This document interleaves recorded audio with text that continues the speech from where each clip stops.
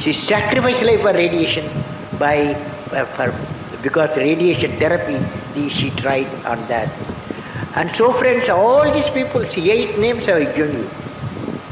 All these 8 names, when I tell the event what they have said, what they have done, immediately when I say that the name of the person, you can relate the immediate action. Every one of you. Thomas Alva Edison, immediately you said bulb and electricity. Alexander Graham Bell, telephone.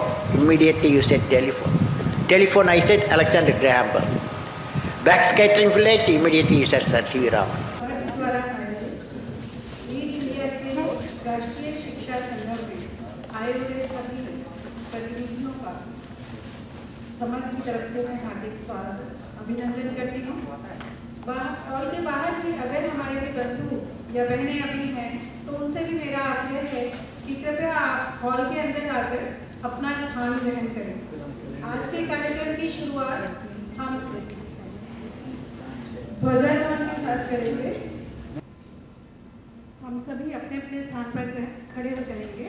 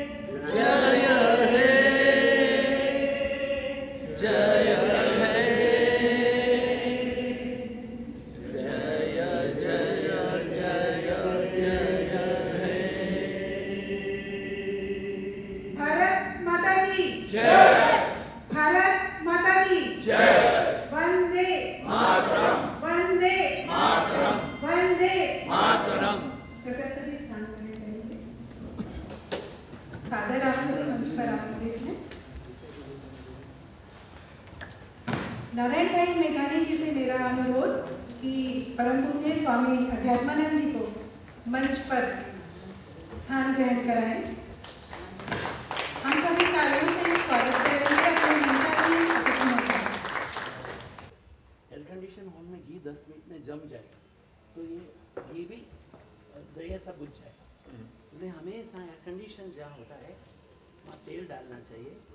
शाम तक रहेगा, कल सुबह तक भी रह सकता है।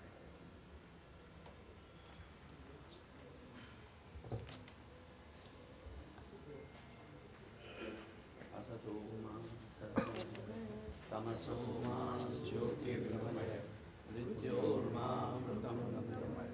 ॐ पूर्णमदः पूर्णमिदं पूर्णात् पूर्णमुदच्यते पूर्णस्य पूर्णमादाय पूर्णमेवावशिष्यते। ॐ शान्ति शान्ति। भारत माता की जय।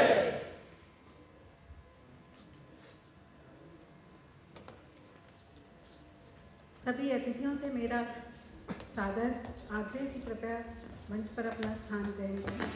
हाथों में हाथ हो, आत्मबल साथ हो, मातृभूमि सेवा में जीवन निसार दो। विश्व के चरित्र को भारत न हो, कलाम स्वप्न सत्य कर चलो, कलाम स्वप्न सत्य कर चलो। उठो जागो आगे बढ़ो बढ़ चलो लीड इंडिया 2020। अपनी भारतीय परंपरा का निर्वहन करते हुए अपने बड़ों का, अपने सम्मानियों का स्वागत पूजन करते हुए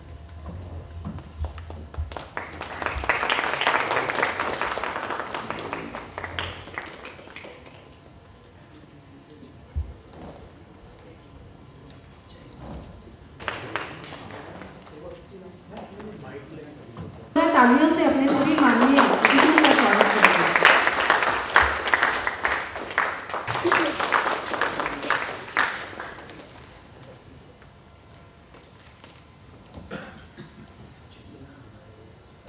ओम शांति। हमारी पुण्य श्लोका मातृभूमि भारत माता की संतान, मुझे गौरव है कि आज भी इस सभा में मुझे आपके समक्ष उपस्थित होकर के कुछ अंदर की व्यथा कथा देश के उत्कर्ष, अभ्युदय और अग्रसरता के लिए कहने का सौभाग्य प्राप्त होता है। मुझे पता नहीं आप में से कितने लोग कलाम साहब को मिले। मेरा सौभाग्य रहा अनेक बार एक ही सभा में, एक ही मंच पर मिलने का सौभाग्य हुआ। सभा में, मंच पर तो बड़ी औपचारिकता होती है, किंतु यह भी सौभाग्य रहा कि राष्ट्रपति भवन में मिलने के लिए एक आवश्यक बात थी। सवेरे कोई 9 बजे हमने ईमेल भेजा था, 9:30 बजे ही प्रत्युत्तर आ गया। शाम 4 से 4:30 आपसे कलाम साहब मिलेंगे।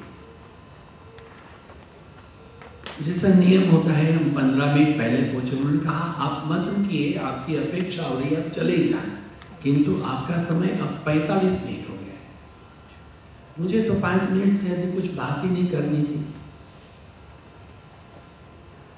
कलाम साहब के लिए मैं क्या लेके जाऊं? राष्ट्रपति भवन में कुछ लेके जाना है तो बड़ी सिक्योरिटी से जाना पड़ता है। हमारे गुरुदेव श्री स्वामी शिवानंद जी महाराज ने कोई 350 से अधिक पुस्तक लिखे हैं, तो उसमें से जितने भी उपलब्ध हो सके मुझे दिल्ली में कॉनॉट प्लेस में ओडियन सिनेमा के सामने इंग्लिश बुक स्टोर से वो सारी ही में 40-50 किताबें लेके गए। कलाम साहब ने सबको देखा, बोले नहीं इतनी किताब कब पढ़ लूँगा, एक दीजिए। हमने एक उनको पिताजी दिए। फिर मैंने कहा अगर आपकी अनुमति हो तो राष्ट्रपति भवन की लाइब्रेरी में इनको दे दी जाए। अवश्य अवश्य। तो 45 मिनट की बात में वो हमेशा मेरा हाथ अपने हाथ में लेकर के बात करते रहे। मैंने देखा उनके नाखून बहुत बड़े हुए थे, उनका मुंह सूख रहा था। मैंने कहा मुझे ज़्यादा कुछ कार्य नहीं, जो मैंने कहना था मैंने कह दिया, और आपने बड़ी उदारता से इसको स्वीकार भी कर लिया। अब मैं जाऊँ तो दूसरे लोगों को फिर आ सकते हैं, पर जाने के पहले मैं एक बात कहूँगा, क्या मैं कल भी 5 मिनट के लिए आ सकता हूँ क्या? तो बोले क्यों? आपके नाखून बहुत बड़े हुए हैं, कल मुझको एक क्लिप लाने की परमिशन देना और मैं 2 मिनट आपके नाखून को गिला करके काट लूँगा। अब हमारे पिता हैं, हम आपके बच्चे हैं। बोले नहीं नहीं, मैं खुद काट लेता हूँ, आजकल रोजा है ना इसलिए नहीं काटता हूँ। सुबह से उन्होंने 3 बजे से मुंह में पानी नहीं डाला। मैं उनको 3:45 और 4 के बीच में मिल रहा हूँ। उनकी स्वस्थता कितनी थी, कोई आक्रोश नहीं था, सरलता थी, सहजता थी, उसको कल्पना नहीं कर सकते। और जब मेरा विदाई लेने का समय हुआ तो मुझे गेट तक छोड़ने गए। फिर मैंने कहा अंकल रोजा है, बाहर काफी लोग हैं, मैंने नाखून इसलिए काटने के लिए बोला था, बाहर बहुत विदेशी हैं, आप उनको हाथ मिलाएंगे, शायद आपके नाखून उनको लग सकते हैं। बोले नहीं नहीं, मैं केयरफुल रहकर के हाथ मिलाता हूं। आप यहां तक क्यों आते हैं, आप बैठिए ना। नहीं, आपका पूरा स्वागत करना, आपकी पूरी सम्मान की भावना रखना मेरा कर्तव्य है। क्योंकि आप सबसे पहले शिवानंद आश्रम से आए हैं। मैं शिवानंद आश्रम और स्वामी शिवानंद जी महाराज का ऋणी हूं, क्योंकि मैं चाहता था मैं पायलट बनूं। 8 लोगों का चयन हुआ, मेरा नंबर 9वां था। अर्जुन से भी अधिक मेरे में निराशा थी, क्या करना कुछ असमंजसता थी। किसी ने कहा ऋषिकेश जाओ, स्वामी शिवानंद जी को मिलो। न मैंने उनको कभी देखा था, न कभी उन्होंने मुझे देखा था। उन्होंने कहा O you young man, big high sky is waiting for you, don't cry for the small specks. एक बड़ा विशाल आसमान आपके लिए प्रतीक्षा करता है। एक छोटे से मच्छर जितने स्थान को, not even spec in the Cosmos कहते हैं, इसके लिए तुम क्यों दुखी हो रहे हो। मैं 7 दिन रहा, तमाम महात्मा करुणा से भरे हुए थे, मुझे उन्होंने ध्यान करना सिखाया। और रोज मुझे महाराज जी दिन में 2 दफे अपने साथ बैठ के कॉफी पिलाते थे, इडली खिलाते थे, बोलते थे आज की नमाज पढ़ी कि नहीं। शाम को फिर बोलते थे शाम की नमाज हुई कि नहीं। अब्दुल कलाम साहब ने अपने जो पुस्तक है विंग्स ऑफ फायर में इन बातों को उल्लेखित किया है, मगर वो जहां जाते रहे अधिकांशतः अपनी जो प्रवचन श्रृंखला में एक बात बराबर कहते थे कि त्रिवेंद्रम के पास में जब ये इसरो को खड़ा करता था, स्पेस एप्लीकेशन रिसर्च सेंटर, तो नजदीक में एक चर्च पड़ता था। तो चर्च के जो इमीडिएट संचालक लोग हैं उन्होंने कहा कि चर्च को हम नहीं हटा सकते, और वो जमीन हम चाहते थे।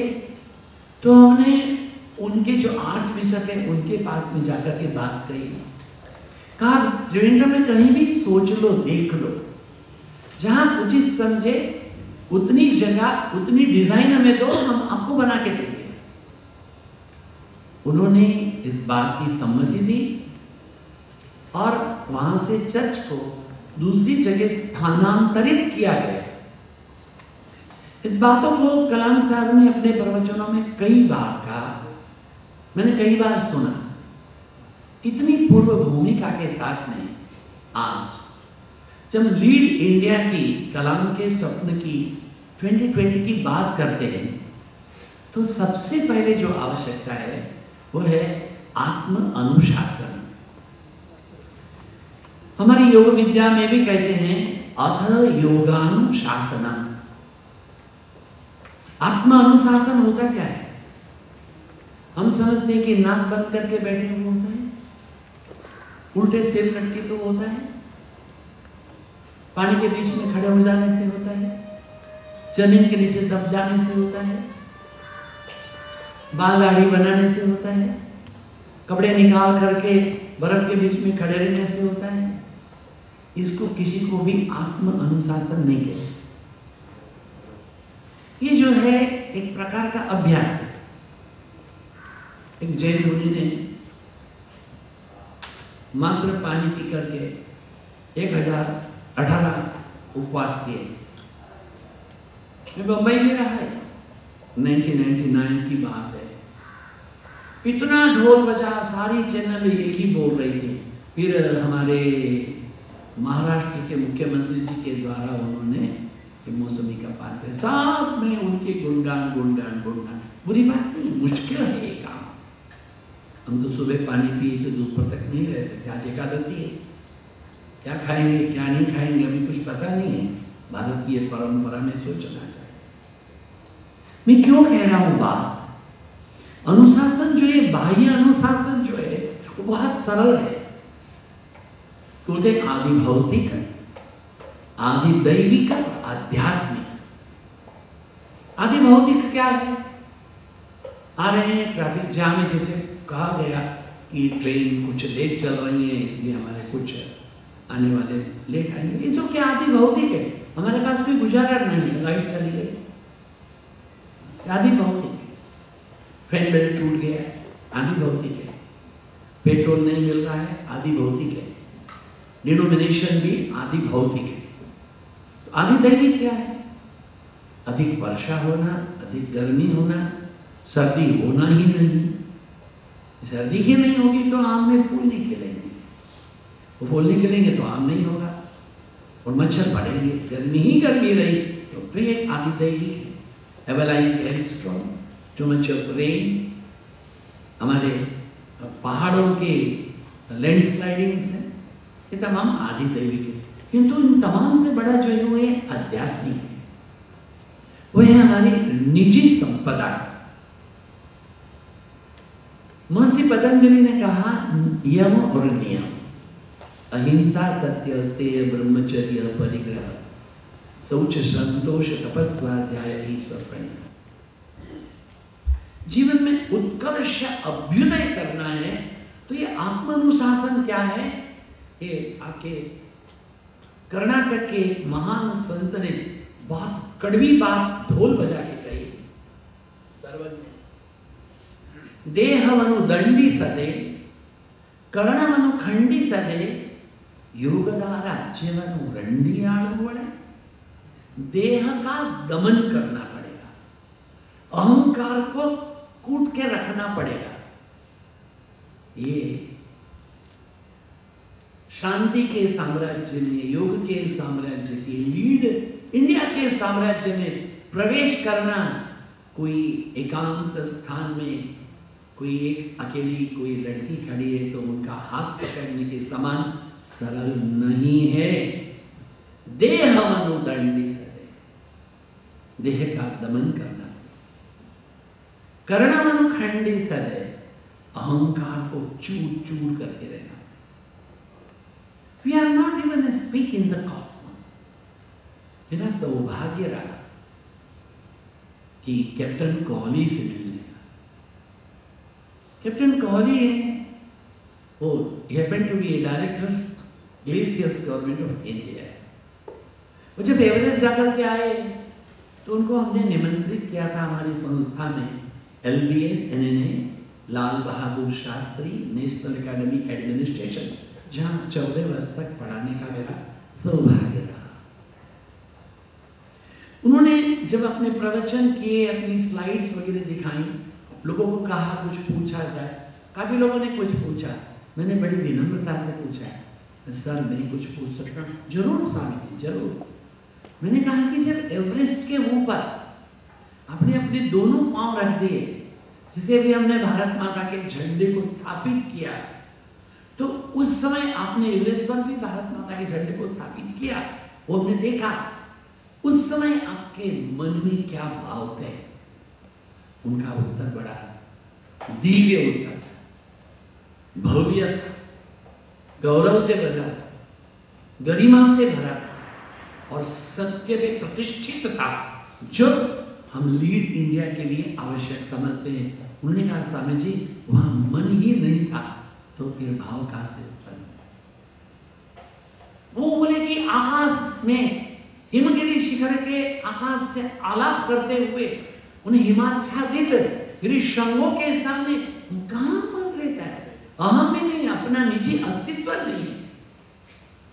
मेरा अपना निजी अस्तित्व नहीं है, मैं नहीं हूं, तो फिर मन कहां रहेगा? ये मैं is the greatest problem in obstacle in the upleading और going upstep to the life. Lead India करना है तो संगच्छत्वम, संवदत्वम, वो मनाम से जानता एक हृदय के भारत जननी को पकड़ना ही पड़ेगा। मुझे कुछ पता नहीं कि यहाँ बंगाल से कितने लोग हैं, कोई है क्या? बंगाल से कोई नहीं है, दुख का विषय, क्योंकि बंगाल है हमेशा लीड इंडिया में लीड ही किया है। एक इधर से गुजरात और दूसरी ओर से बंगाल। ये नहीं कि दक्षिण भारत से कोई नहीं आया, आए उत्तर भारत से आए, किंतु गुजरात और बंगाल में दोनों को पकड़ के रखा। तो वहां पर रविंद्रनाथ टैगोर जी ने कहा, नाना भाषा नाना मत नाना परिधान, विविधेर माझे देखो मिलनमान, देखिया भारत महाजातिर उत्थान, जगो जन मानिबे विस्मय, जगो जन मानिबे विस्मय, रहो धर्मेते धीर, रहो कर्मेते वीर, रहो उन्नत शीर नहीं भय, भूलिबे ना भेद ज्ञान, हाओ सबे आगुयान, साथे आचे भगवान होबे जय। नाना भाषा नाना मत नाना परिधान, हमारी भाषाएं विभिन्न है, खान पान विभिन्न है, व्यवहार विभिन्न है, फिर भी जगो जनो मानिबे विस्मय, एक पूरे विश्व में एक आश्चर्य हो रहा है। क्यों? हम एक ही भारत की संतान, हम भारतीय। कभी भी देश में ये जाति पाति के क्लेश होते रहे, किंतु जब पाकिस्तान वॉर हुई, जब चाइना वॉर हुई 1965 में, 71 में, 72 में, पूरा भारत एकजुट खड़ा हो। 2001 में हमारे गुजरात कच्छ में जो बहुत खराब भूकंप हुआ, तो पूरा भारत साथ में खड़ा हो गया।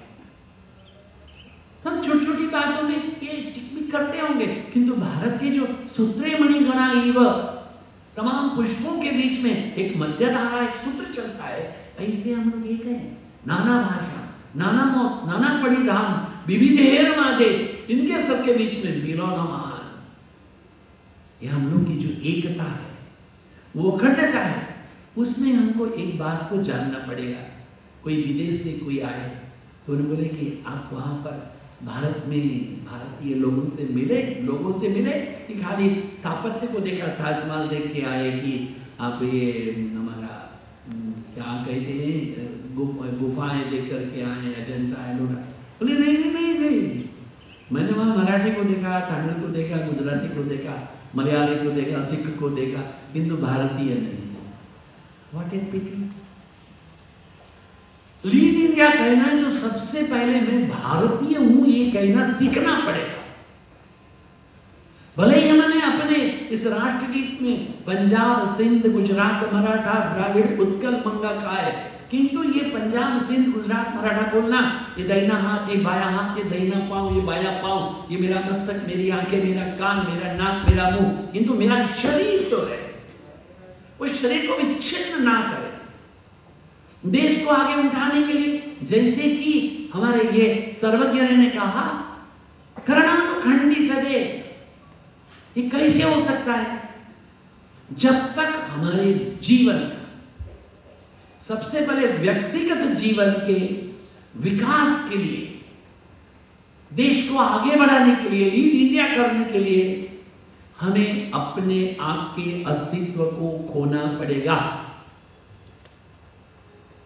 एक राजा को पशु पक्षियों की बहुत ही भाषाएं आती थी, उनका ज्ञान था। वो हर शनिचर इतवार को जाता था जंगल में, पशु पक्षियों से बात करता था। एक दिन एक छोटी सी सुनहरे रंग की छोटी चिड़िया राजा के कंधे पर आकर बैठी। मुझसे बात करो ना, मैं छोटी, तो क्या हुआ? राजा ने बहुत प्यार से बात की, फिर कहा तुम हमारे साथ राज्य में चलोगी? चिड़िया ने सबको पूछा, जाऊं जाऊं जाऊं जाऊं? सबने कहा जाओ जाओ जाओ जाओ। इतना बड़ा एक कक्ष है, वो राजा ने केवल चिड़िया के लिए रखा। ढेर सारे विविध प्रकार के फल फूलों के पेड़ वहां लाकर खड़े कर दिए। चिड़िया के लिए सोने का झूला, जिसमें हीरे की मोतियां लटकी थी, उसमें चांदी की कटोरी थी, उसके अंदर चिड़िया को खाने के लिए कितना प्रकार के व्यंजन थे।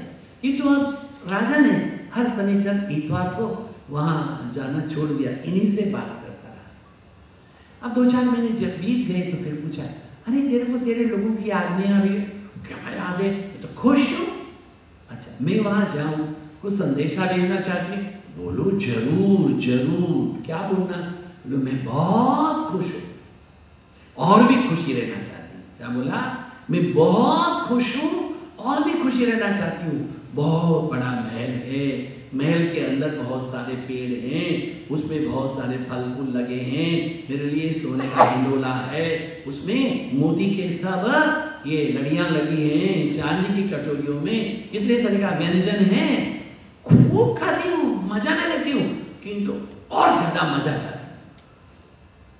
तो ये संदेश वहां गए तो सारे प्राणी इकट्ठे हो गए, 4-5 महीने में नहीं मिले थे तो तमाम छोटे बड़े प्राणी। तो राजा ने कहा जाते, अरे आप लोग वो आपकी जो चिड़िया का बारे में कुछ हाँ कहो कैसी है कैसी है। तो उन्होंने राजा ने बरबम जैसे ही के सुनाया था, मैं बहुत खुश हूँ, बहुत खुश रहना चाहती हूँ, तमाम अलंकार करके बात कर दिया। इतना सुनते सुनते शेर गिर गया। शेर गिरा तो बाघ भी गिर गया, भालू गिर गया, शियाल लोमड़ी गिर गए, हिरण गिर गया, मोर गिर गया, तोता गिर गया, सारे पक्षी गिर गए। राजा ने सोचा ये क्या हो गया, कुछ समझा नहीं, हिला के देखा तो जान महसूस नहीं की उन्होंने। अब राजा बड़ा इतना दुखी हृदय लेकर के महल में गया। चिड़िया से कहा तूने क्या मैसेज भेजा था? मैंने तो कहा था मैं बहुत खुशी हूं, मैं और खुशी चाहती हूं, तमाम बातें कही। फिर क्या हुआ? अरे क्या क्या हुआ? मैंने तुम्हारा बिटिया रानी जो संदेश सुनाया, शेर गिर गया, बाघ गिर गया, हाथी भी गिर गया, शियाल लोमड़ी गिर गए, भालू गिर गए, सारे मोर तोता पंखी सारे गिर गए। इतना सुनते सुनते चिड़िया भी गिर गई। अरे ये क्या हो गया? राजा ने उसको हिलाया, मैंने क्या किया? राजा रोने लगा, क्या करो? तब बुलाए मंत्रियों को, भाई इसकी एक समाधि बना। उसको एक सोने की थाली में एक सुंदर सी एक सुनहरी चादर में चिड़िया को रखा गया, छत्र पत्र लेकर के ढोल बजा करके वहां पर एक बगीचे में गड्ढा किया गया। अब उसमें डालने के मैंने कुछ पानी डाला, नहान कर रहना चाहिए, सहस्त्र शीर्ष बोल करके चिड़िया उड़ी। अरे ये क्या हुआ? बोले ये संदेश तो उन्होंने मुझे भेजा था, मुक्त होने के लिए, आगे बढ़ने के लिए अपने आप को मरना पड़ेगा। ये बहुत जरूरी बात है, अपने आप को मरना पड़ेगा, मैंने अपने अहम को तोड़ना पड़ेगा।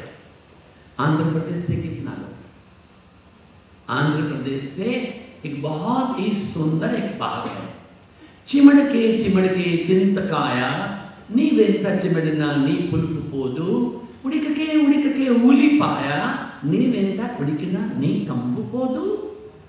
ये क्या कहते हैं? रे इमली तू कच्ची है, पक गई, सड़ गई, तब भी तेरी खटाई नहीं छोड़ती। और प्याज के परत निकाल दो, वो अपनी गंध नहीं छोड़ती है। नेनु मेरु अंते मनुष्युडु परिवर्तनम संभव। हम और आप तो मनुष्य हैं, इमली है, अपनी खटाई नहीं छोड़ सकती।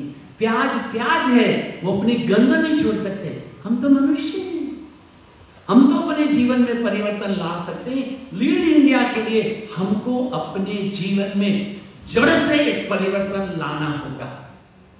हमारा प्रत्येक विचार, हमारी वाणी, हमारा व्यवहार ये देश के हित में है कि नहीं है?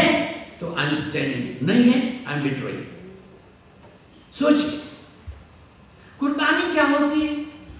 हमारे देश का एक पक्षी, उसका नाम था चटाई, उसने देखा एक आदत आई आकर के हमारे देश की एक प्रतिष्ठित महिला को लेकर के जा रहा है। वो जानता है रावण की जो चंद्रहास खड़ग है वो मेरे को मार सकती है, किंतु दोनों पंखों से लड़ता रहा जब तक पंख नहीं काट दिए गए, फिर भी लड़ता रहा चोट से। क्यों? मेरे देश की एक महिला का सम्मान, मेरे देश का सम्मान। पूछो अपने आप को, टटोलो अपने आप को, क्या हम अपने घर में अपनी पत्नी, अपनी माता, अपनी बहन, अपने अड़ोस पड़ोस की महिलाओं के प्रति संवेदना रखते हैं क्या? संवेदना का मतलब इलू इलू नहीं है, यानी feeling from the heart, core of the heart, कि उनके सम्मान में मेरे देश का सम्मान है। क्या ऐसा सोचते हैं? सोचो, एक पक्षी भी कुर्बानी, एक पशु को नहीं भूलना चाहिए, उसका नाम था चेतक। महाराणा प्रताप जब चारों ओर से गिर गए, सामने गहरा लंबा नाला है, चेतक को थपथपाया, बेटे कूच। अब हमारे इस मारवाड़ की, हमारे राजपूताना की शान आन बान तेरे हाथ में। वो चेतक कूद तो गया, राणा बच भी गए, किंतु चेतक की मृत्यु हो गई।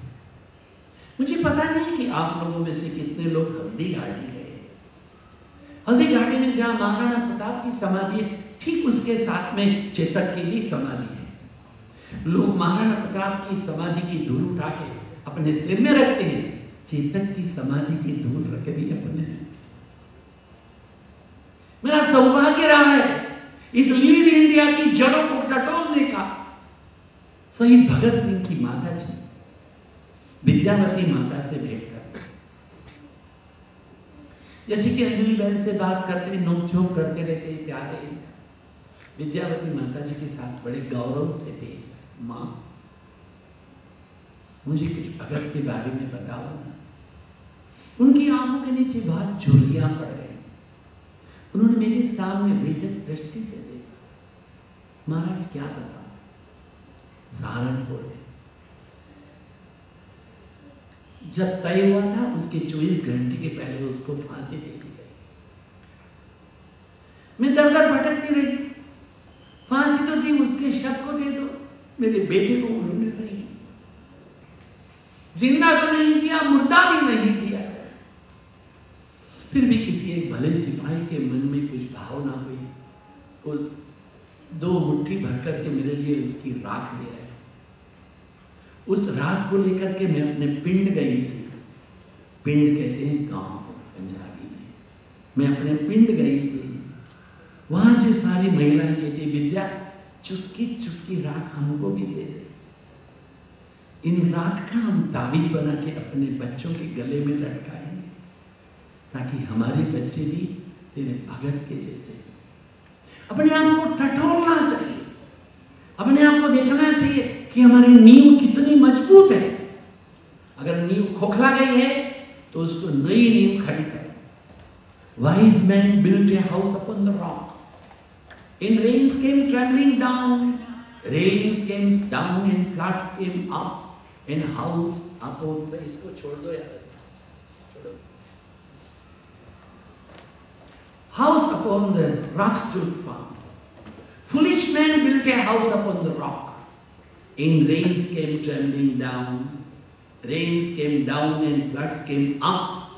And house upon the rock stood firm. But foolish man built a house upon the sand. And rains came trembling down. Rains came down and floods came up. And house upon the sand fell down. Rock के ऊपर खड़ा हुआ भवन खड़ा रहेगा, घास फूस के ऊपर खड़ा हुआ भवन खड़ा नहीं रह सकता है। हम विचार के लिए, गोष्ठी के लिए एकत्रित होते, अच्छी बात है। लोग कहते हैं मैंने मोरारी बापू की कथा 100 दफे सुनी है, अच्छी बात है। दूसरा कहता है मैंने शोले सिनेमा 100 दफे देखा है, अच्छी बात है। दोनों में परिवर्तन तो होना ही चाहिए, किंतु अगर कान से टकरा के चला जाए, दोनों वहीं खड़े रहेंगे। दोनों की वासनाएं, किसी को अच्छा सुनने की, दूसरे को अच्छा देखने की। You are pampering your ego. You are pampering your senses. There is no eternity. मैंने आज आपके लिए कुछ कैलेंडर ला के रखा हूँ। अंजलि माता जी से प्रार्थना करेंगे, अगर उचित समझे तो बांटे, नहीं तो मेरे को वापस दें। उसमें हमने एक पोएम लिखी है, हमारे गुरुदेव की पोएम है। Serenity, regularity, absence of vanity, sincerity, simplicity, veracity, equanimity, fixity, non-irritability, adaptability, humility, tenacity, integrity, nobility, magnanimity, charity, generosity, purity. You cannot learn this in your university. You have to come to the Lead India University. You have to come to the Kalam Sahib's University. He was committed. dedicated. He was devoted. The discrimination. मैंने बोलता रहा ना, तो मुझे कहते रहे, मैं आपको गेट तक, क्योंकि आप शिवानंद आश्रम से आते हैं, मैं तो स्वामी शिवानंद जी का शुक्रगुजार हूँ कि जिन्होंने मुझे नया जीवन, एक आदर्श जीवन, एक उत्कर्ष अभ्युदय, एक संपूर्ण जीवन देने के लिए उन्होंने मेरे जीवन में एक नई जड़, एक नई ईंट स्थापित की। दूसरा, आप अहमदाबाद से आते हैं। अहमदाबाद तो मेरे गुरु का स्थान है, विक्रम भाई साराभाई का। मेरे गुरु के गांव से आप आते हैं, इसलिए भी आप सम्माननीय हैं। और तीसरा, आप प्रेसिडेंट हैं। लोग मुझको भी प्रेसिडेंट कहते हैं। 2 महीने के बाद तो हम प्रेसिडेंट नहीं रहेंगे, वो सबको पता है, किंतु आप तो कब तक प्रेसिडेंट रहेंगे वो तो आपको भी पता है, बहुत दिन तक रहेंगे। इसलिए प्रेसिडेंट होने के नाते भी आप सम्माननीय। इमेजिन, वो जो नौका चलाने वाला केवट बोल रहा था ना कि मैं भी पार लगाता हूँ, प्रभु आप भी पार लगाते हो, हाँ, तो हम दोनों का धंधा एक ही है। मुझे इंटरेस्टिंग, ऐसे तो नाविक कहते हैं, यहाँ पर प्रेसिडेंट खुद कहते हैं, it's not a small matter. गुरु गोविंद सिंह जी के दोनों बच्चों को जिंदा चुन दिया, उन्हें कहा गया हम आपको सूबा बनाएंगे, हम आपको शक्ति देंगे, स्फूर्ति देंगे, चेतना देंगे, लड़ाई छोड़ो, आपके 2 बच्चे तो पहले मारे गए हैं, 2 बच्चों को जिंदा चुन देंगे। उन्होंने कहा 4 बच्चे भी मर गए, शहीद हो गए, तो मेरे देश के हजारों लाखों करोड़ों युवान जो है उनकी जान तो बचेगी, मेरे 4 बच्चे कुर्बान। जब 2 बच्चों को जिंदा चुना जा रहा था, एक लंबा था, एक छोटा था। जब चुन रहे थे तो छोटे की नाक तक ईंट पहले आ गई, बड़े की तो छाती तक आई थी, उसने जोर से छाती मार के ईंट को तोड़ दिया। वो छोटा बड़ी कष्ट करके बोला, बस नहीं, मैं बड़ा हूं, पहले मुझे चुना जाए। छोटा है, उसको बाद में चुना जाए। अपने आप को ठठोलो, अपने आप को झकझोरो। जब लीड इंडिया की बातें करते हैं, हमारे जीवन में स्व अनुशासन, आत्म अनुशासन है क्या? आत्म अनुशासन है, वो हमारे जीवन के इर्द गिर्द रहता है। Your attitude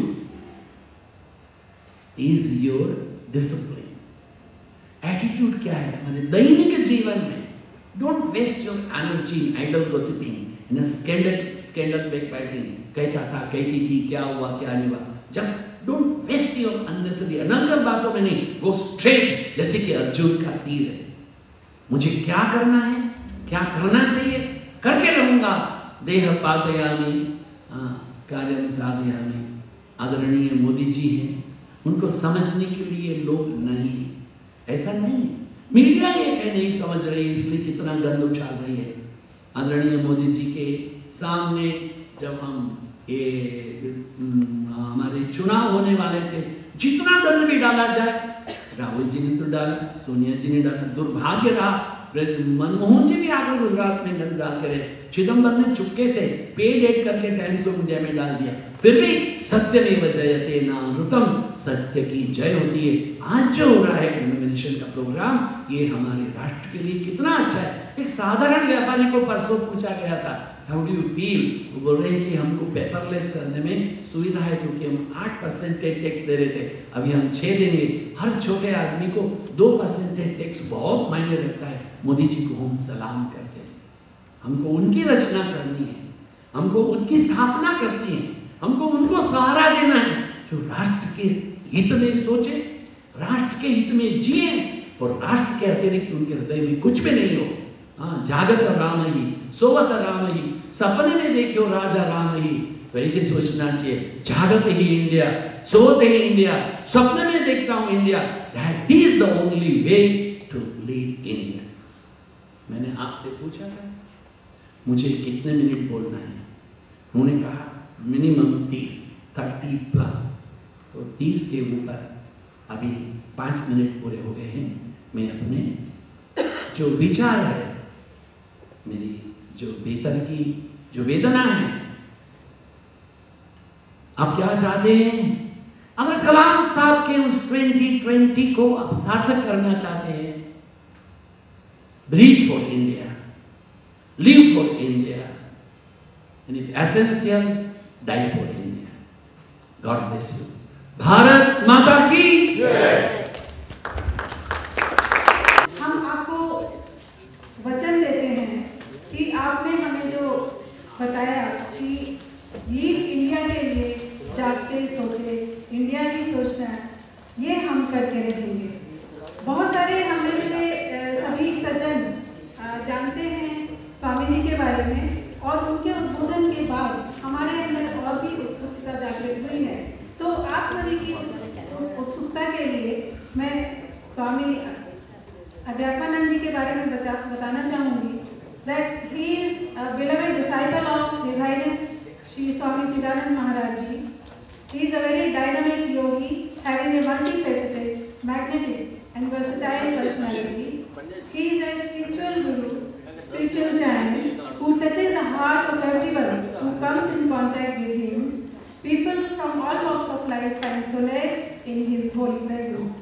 His lectures are a spontaneous outpouring of divine wisdom. Swamiji is well known for his ability to lead kirtans to the highest ecstasy through his melodious voice and supreme devotion.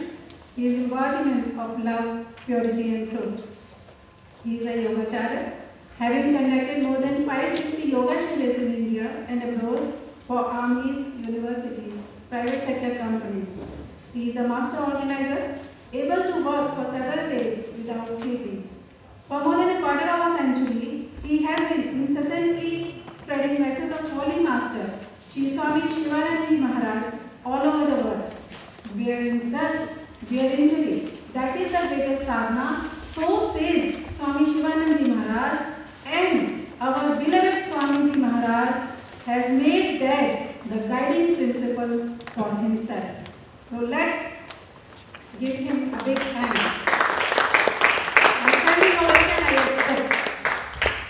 मैं कोई अपने लिए और एप्लोज बटोरने के लिए रुचि से नहीं कह रहा, किंतु जब हम कार में आए तो हमारी आदरणीय मातृस्वरूप श्रद्धेय करुणामयी पवित्र चरित्र की धात्री, राष्ट्र की अभिनव भारतीयता की सुगंध स्वरूपा अंजलि माता जी ने कहा, क्या दुनिया भर की ठंडी आपको ही लग रही है?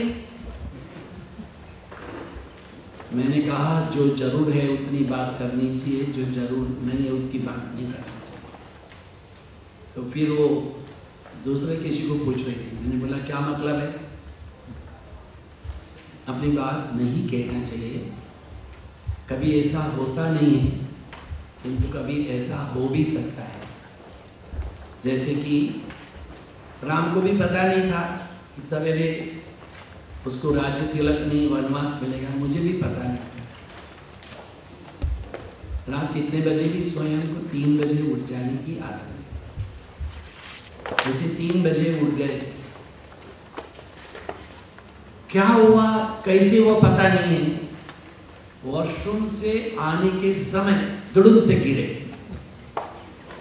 और इतनी बुरी तरह गिरे कि पलंग का कोना है वो यहाँ लगा, और जैसे नल में से पानी गिरता है ऐसा खून गिरता रहा। अपने कमरे में हम हल्दी रखते हैं, रात 1 चम्मच खाकर के गर्म पानी पी लेते, इसलिए कि गला हमेशा ठीक रहे, इन्फेक्शन ना हो। क्योंकि पूछ रही थी आपको सर्दी है, जुकाम है? तो बोले मैं खिड़की से पूछती हूँ, दरवाजे से, आपको नहीं पूछती, मैं ऐसा पूछ रही थी। मैं क्या बताऊँ, चुप रहा। वो इतना खून बहने के बाद में अपने आप को कोशिश की कि मैं किसी को नहीं बताऊँ। खून बहुत बह गया तो I have to ask ashrams other people to get up, जिनके पास चाबी थी दफ्तर की, बेटा रुई चाहिए, पट्टी चाहिए। बट वो इतना बड़ा हड़बड़ा गया था, उसका ब्लड प्रेशर बढ़ गया, वो डर गया है क्या हो रहा है। मैंने तो नीचे जाने के पहले अपने बिस्तर में जितना खून गिरा था वो सारे कपड़े वॉश बेसिन में डाल दिए और अपना गीला तौलिया हल्दी में डाल के ऐसे करके आया था। But seeing so much of blood he fainted and he called one of our trustee, one of our board's management guy, secretary in the morning at 5 o'clock. वो डर गया, हड़बड़ा गया। 3 बजे चोट लगी थी, वो लोग 5 बजे आए, डॉक्टर भी कोई नहीं मिले उस समय। कि हमने लीड इंडिया बोलते हैं ना, हमने डॉक्टरों से फ़ोन किया, हमने आपको फ़ोन किए, 3 फ़ोन है आपके। समझिए फ़ोन जो है हम अपने ड्राइंग रूम में रखते हैं, बेडरूम में नहीं रखते। ये डॉक्टर का ये ढंग है, क्या पूछ लो लीड इंडिया कैसे हो। सवेरे 5 बजे हमको सैलरी में ले गए, उन्होंने 6 टाँके लिए हैं। वो कहा है कि बोलना नहीं, सोते रहो। मैंने कहा बोलूँगा नहीं, किंतु जागता रहूँगा।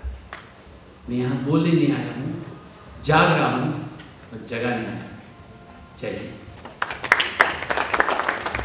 बहुत बहुत स्वागत। स्वामी जी ने इतना समय हमारे लिए निकाला।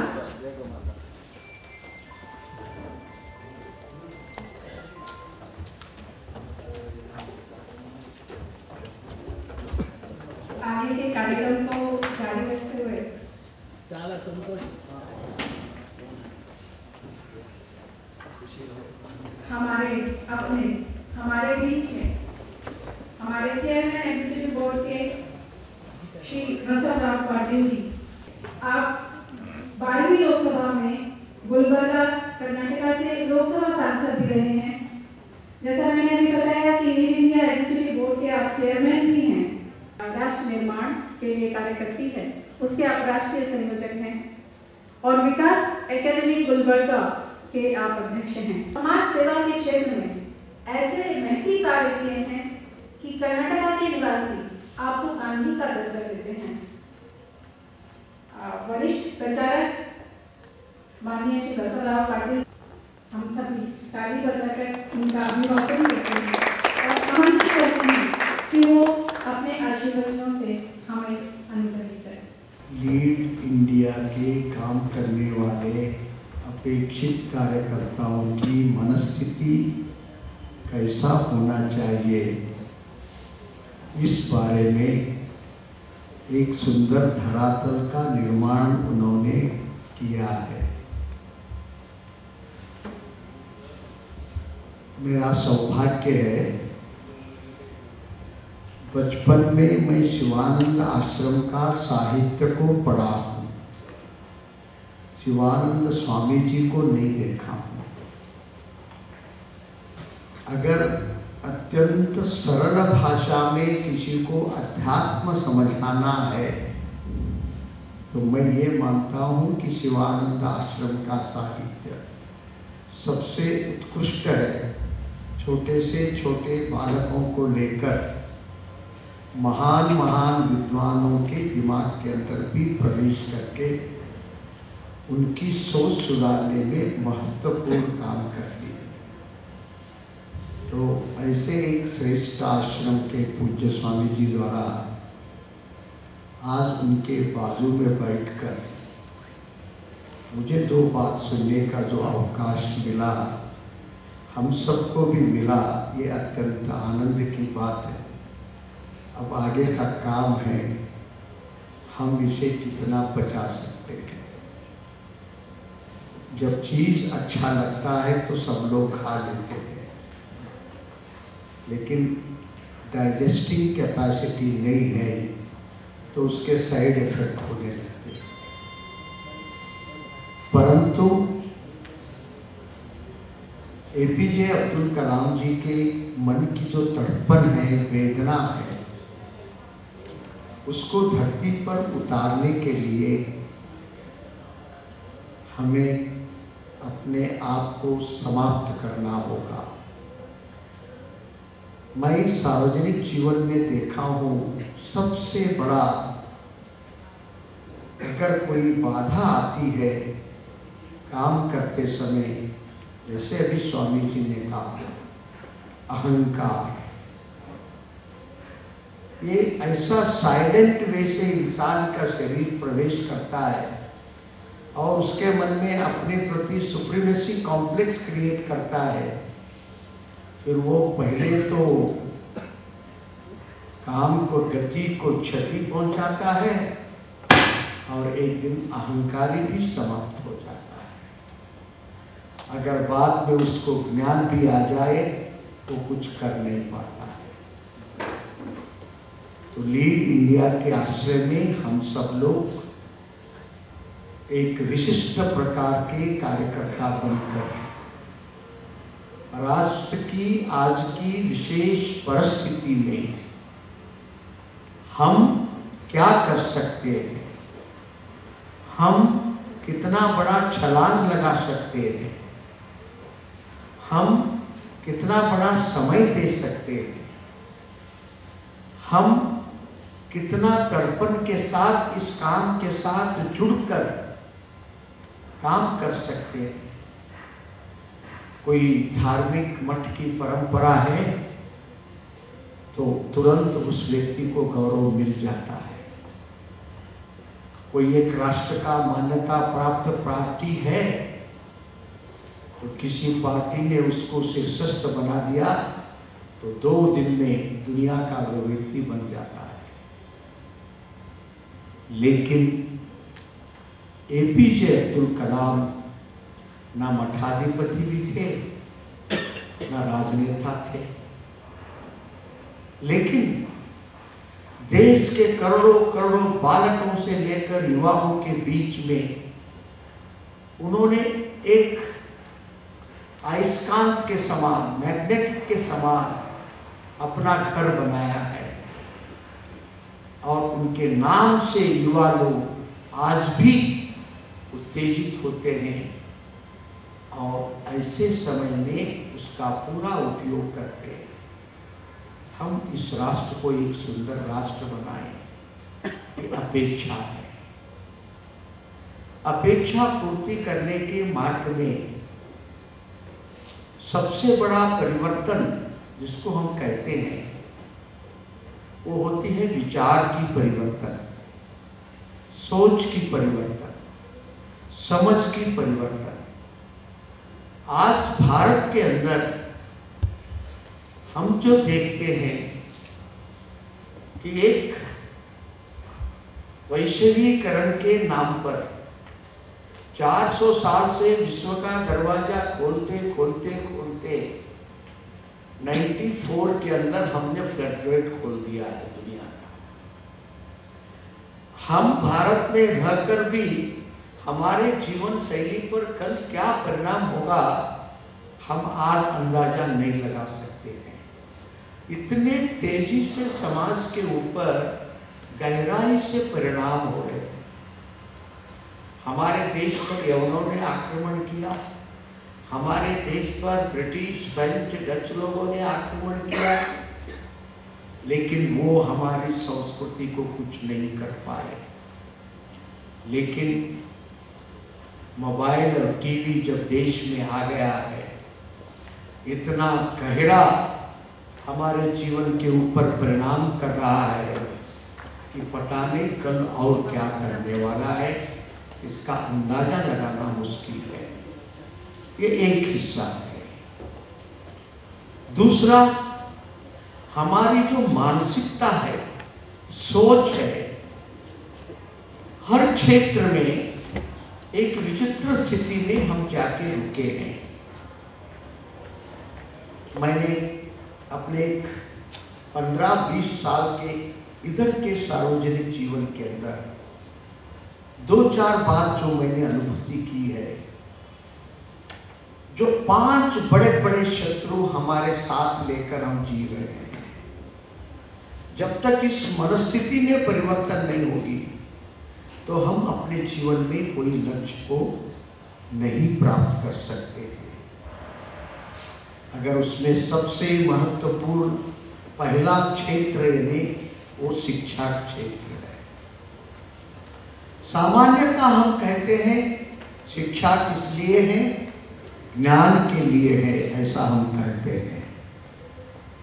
लेकिन मैं सारा देश में घूमता हूँ। अभी तक मैंने लगभग 7-8 लाख विद्यार्थियों से अलग अलग स्तर पर, एक छोटा सा शिशु वर्ग से लेकर IAS पढ़ने वालों तक भी मैंने बात की है। कई विश्वविद्यालय और इंजीनियरिंग विद्यार्थियों से भी बात की है। बात से तो सब लोग कहते हैं, सब क्यों पढ़ते हैं? तो ज्ञान के लिए पढ़ते हैं।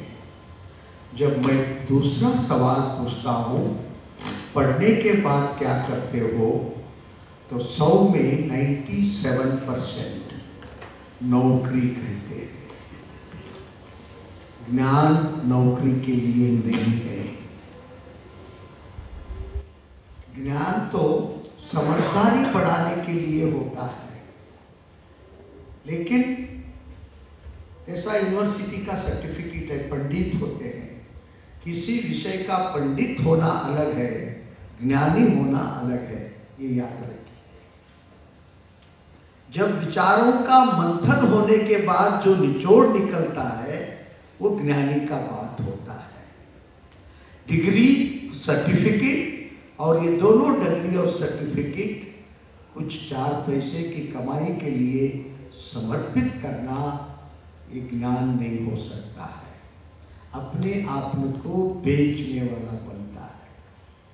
मैं तो कई बार बॉन्डेड लेबर की बात चलता है ना, तो गांव के अंदर बड़े बड़े जमींदार लोग कुछ कर्जा देकर बाप बेटे सबसे काम लेते हैं। वैसे आज की दुनिया में यूरोप और अमेरिका बड़े बड़े कंपनियां अनेक अप्रतिम विद्वान युवा और युवतियों को एक प्रकार रेस्पेक्टेबल सैलरी देकर बॉन्डेड लेबर बना के रखते हैं। यानी व्हाइट कॉलर बॉन्डेड लेबर में इनको कहता हूं। अगर ये अपनी दिमाग लड़ाकर स्वयं से कुछ सोचते ना, तो शायद आज वो क्या कर रहे हैं उससे 100 गुना बड़ा बन सकते हैं। लेकिन 1000 साल की गुलामी के अंदर हमारा मन नौकरी को जाके रुक गया है। ये बहुत बड़ा मानसिक विकृति हमने आई है। हम जानते हैं, कहावत है, खेती उत्तम, व्यापार मध्यम, चाकरी को कनिष्ठ कहा है। लेकिन कनिष्ठ सर्वश्रेष्ठ बनकर अपने सर पर बैठ गया है। जब तक इस दरिद्र मानसिकता से हमारी देश की पीढ़ी को, माँ बाप की सोच को हम नहीं बदलेंगे, तो हम कोई नया चीज नहीं कर सकेंगे। कभी भी माँ भारती विश्व की माँ नहीं बन सकती। शायद कल हमसे बात करने के लिए आ रहे हैं आदरणीय इंदुमती काटतरे जी। अभी इस मास का उनका पत्रिका को मैं पढ़ रहा था। जो सब लोग एपीजे, सब लोग लॉर्ड मेकाले को गालियां देने वाले मिलते हैं, लेकिन पर्याय शिक्षा पद्धति 200 साल से कोई भी ढूंढने वाला नहीं आया। इस दिशा में आदरणीय इंदुमती जी का बहुत बड़ा तपस्या है। शायद हम उसे आंकते या न आंकते मैं नहीं कर सकता। उसमें उन्होंने एक बात उस पत्रिका में आया है, सामान्यता कई बार हम अपने बच्चों को कहते हैं, अच्छा बेटा तू अपना अपना पढ़ के आराम से रहे, हम अपना माँ बाप कैसे भी देख लेंगे, जिएंगे, तुम होशियार बनो, तुम पढ़ो, तुम ज़्यादा नंबर लो, कोई घर में मरेगा इधर मत आओ, कोई शादी होगा उसमें भी मत आओ। ये जो कई बार अतिशयोक्ति करके बच्चों को पढ़ाना और उनकी कैरियर बनाना लगाते हैं ना, वह इतना भयानक विनाशकारी है। जब लड़का और लड़की अपनी माँ बाप को इज्जत से नहीं देख सकते, उनकी चिंता नहीं कर सकते, वो कभी देश और धर्म का भी चिंता नहीं कर सकते। दुर्भाग्य से हमारी विद्वता, हमारी बुद्धिमत्ता हर क्षेत्र में पैसे के लिए बिक गया है। प्रोफेशनल बन गए हैं। मुझे बार बार आता है, कल भी एक जगह हमारे यहाँ एक न्यायालय का सेंटिनरी सेलिब्रेशन था। उसमें हमारे कर्नाटक हाई कोर्ट के जस्टिस ने कहा कि हम अपने अपने फील्ड में एक्सेलेंसी लाना चाहिए, प्रवीणता होना चाहिए, नैपुण्य होना चाहिए, तभी हम कुछ दे सकते हैं। लेकिन कहना तो बहुत सरल है, लेकिन हमारी मनस्थिति भिन्न है। एक प्रसिद्ध आयुर्वेद के पंडित लगभग 1.5 साल पहले महाराष्ट्र के कनेरी के अंदर एक स्वास्थ्य के ऊपर वो बात कर रहे थे। उस समय की बात थोड़ी देर के लिए आप थोड़ा ध्यान से सुनिएगा, जो आगे अपने काम के लिए रास्ता ठीक कर सकता है। हमारे देश के अंदर कुल 800 प्रकार से ज़्यादा शास्त्र है। जैसे हम ज्योतिष शास्त्र बोलते हैं, गणित शास्त्र बोलते हैं, रसायन शास्त्र बोलते हैं, व्याकरण शास्त्र बोलते हैं, अर्थशास्त्र बोलते हैं, भूगर्भ शास्त्र बोलते हैं, संगीत शास्त्र बोलते हैं, नृत्य शास्त्र बोलते हैं। ऐसे ही बोलते जाएंगे तो ये संख्या 800 से भी ज़्यादा होगा। फिर वो आयुर्वेदिक पंडित ने कहा, इन शास्त्रों का विशेषता कैसा है, यानी कोई भी शास्त्र का अध्ययन करने हम एक शास्त्र को लेकर उसकी क्षेत्र के अंदर साधना करने के लिए बैठ जाए तो वो शास्त्र कभी दूसरे बाकी 800 शास्त्र के रास्ते में बाधक नहीं होगा। ये भारत का ज्ञान की विशेषता है। ये बहुत महत्वपूर्ण बात है। फिर उन्होंने और एक बात कहा, अगर आप संगीत के विदुषी हैं, संगीत से आलाप करते हुए सप्तस्वरों को लेकर आप संगीत के अंदर ही साधना करते करते सामान्य व्यक्ति असामान्य बनकर देवत्व में एक हो सकते हैं। उसके लिए आपको अलग से भगवान की तपस्या करने की जरूरत नहीं है। ये भारत की सारे 850 से बढ़कर रहने वाले शास्त्र है। अगर आप वैद्य हैं, डॉक्टर हैं, आप अपनी वृत्ति के द्वारा ही रोगियों का सेवा करते करते उसमें तन्मय होकर फिर वो उस क्षेत्र की आप चरक ऋषि के समान, अन्य महात्मा के समान वही आप साधक बनकर भगवान बन सकते हैं उसी क्षेत्र के द्वारा।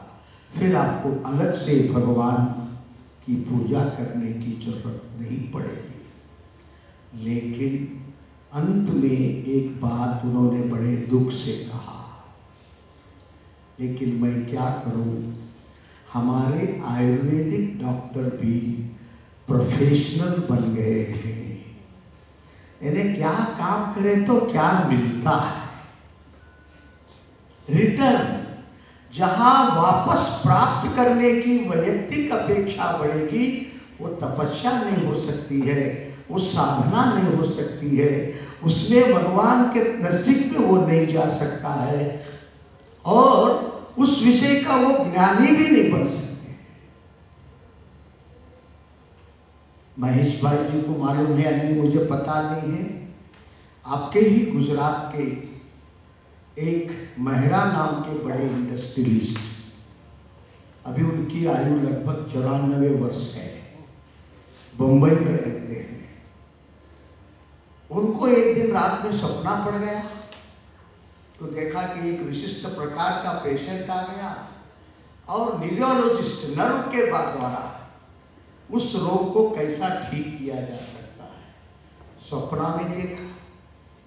सवेरे वैसा ही एक पेशेंट उनके पास आ गया, उन्होंने एक क्षण में उसका इलाज किया। ऐसे रोज रात को सपना पड़ने लगे, रोज रोगियों का इलाज करने लगे। करते करते करते मेहरा जी का पूरा धंधा उछड़ गया, इंडस्ट्री खत्म हो गई, लेकिन वो न्यूरोलॉजिस्ट बन गए। वास्तव में उनकी पढ़ाई 10th क्लास की पढ़ाई थी।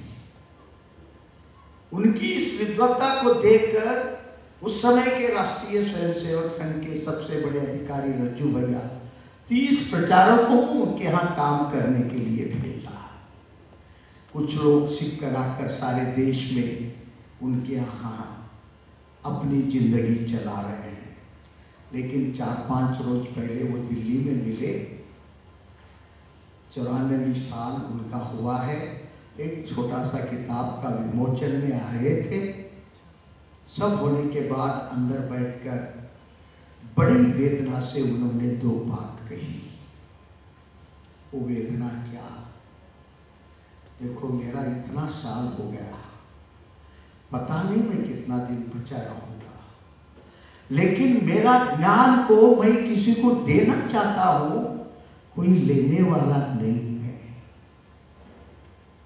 जो कोई भी आता है 20, 25, 30 हजार की कमाई मिलने लगा तो फिर वो मेरा भी दोस्ती छोड़ देता है। इतना बड़ा ज्ञान भगवान ने मुझे दिया, मैं इस सृष्टि में देकर जाना चाहता हूं, लेकिन लेने वाला कोई नहीं है। आप तात्पर्य समझे होंगे, कारण हम प्रोफेशनल हो गए हैं, हर चीज पैसे में तोलते हैं। तो मेरी ये विनंती है कि पैसा से इंसान बना है कि इंसान से पैसा बना है, हम पहले अपने आप को तोलना होगा। कुछ चीज ऐसे होते हैं जिसका मूल्यांकन पैसे से नहीं किया जा सकता है। समझो हम सब लोग भूखे यहाँ पर बैठे हैं, दिन का 3 बजने लगा है, सबके पेट में चूहा दौड़ रहा है, और उस समय सबको एक एक केला दे देंगे और हम कहेंगे कि जैसे ही खाओ कहेंगे आपको केला खाने रहा है, सब छिलका निकाल कर खाने के लिए जैसे संकेत मिलेगा लेने के लिए खड़े रहते हैं। समझो उसी बीच में एक छोटा सा 6 साल का बालक या बालिका यहाँ आके खड़े हो जाए और मैं कह दूं खा लो,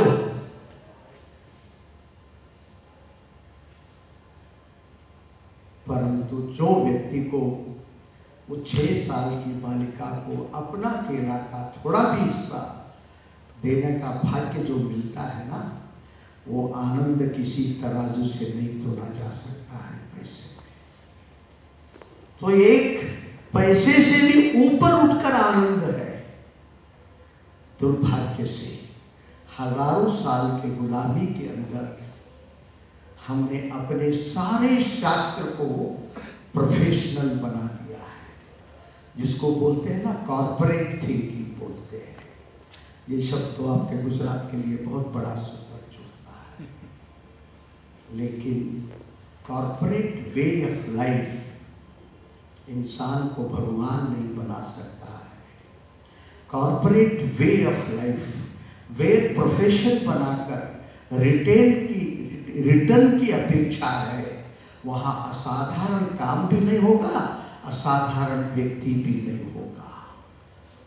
इसीलिए पूज्य स्वामी जी ने कहा अपने आप को समाप्त करो। हिमालय की सबसे बड़ी ऊंची चोटी पर जाने के बाद आपको क्या लगा? जब मेरा ही अस्तित्व की मुझे कोई जानकारी नहीं है, फिर मेरा मन का भी क्या जानकारी हो सकता है? फिर मैं अपनी अनुभूति को कैसे बता सकता हूँ? उस परम सत्य के साथ जब आत्मा जुड़ जाती है, बाकी सब नश्वर हो जाते हैं। संग में हम बचपन में गीत गाते थे, जिसने मरना सीख लिया है जीने का अधिकार उसी को। लेकिन हम अब मरने को तैयार नहीं, जीना ही चाहते हैं। लेकिन आप कितना भी जीना चाहेंगे हम, लेकिन मरना ही पड़ेगा। अगर पहले मरने के लिए तैयार होंगे तो दुनिया के इतिहास के पन्ने में हमारा नाम होगा। लेकिन जीने से, मरने से हम डरेंगे तो फिर हम शरीर से तो कुछ दिन जिंदा रहेंगे, हमारा कोई भी पदचिन्ह इस सृष्टि के अंदर नहीं रहेगा। मैं बाकी 4 विषयों के बारे में अभी उल्लेख नहीं करता हूँ, केवल इस शिक्षा क्षेत्र से ही जुड़ा हुआ बात आपके सामने मैं रखा हूँ। APJ अब्दुल कलाम एक मुग्ध बच्चे के समान उनकी जिंदगी थी। कहीं से भी कोई भी अच्छा चीज मिलता तो एक बालक के समान वो स्वीकारते थे। हमारे गुलबर्गा में आए लगभग 5 साल पहले, 6 साल पहले। जब वे आए, मैं आपको बताऊंगा, मैं जब उनके बारे में पढ़ता था तो वो कहते थे कि मेरी सारी जिंदगी में मैं 1 लाख बच्चों से बात करना चाहता हूँ। ये उनकी सपना थी। इसीलिए वो देश में कहीं भी जाते थे तो 100-200 बच्चों के साथ गपशप करते थे। ये सपना हमें मालूम था। हमने एक 10 दिन का बड़ा कार्यक्रम रखा। एक दिन का कार्यक्रम था 5वीं कक्षा से लेकर ऊपर के विद्यार्थियों का एक दिन का समावेश था।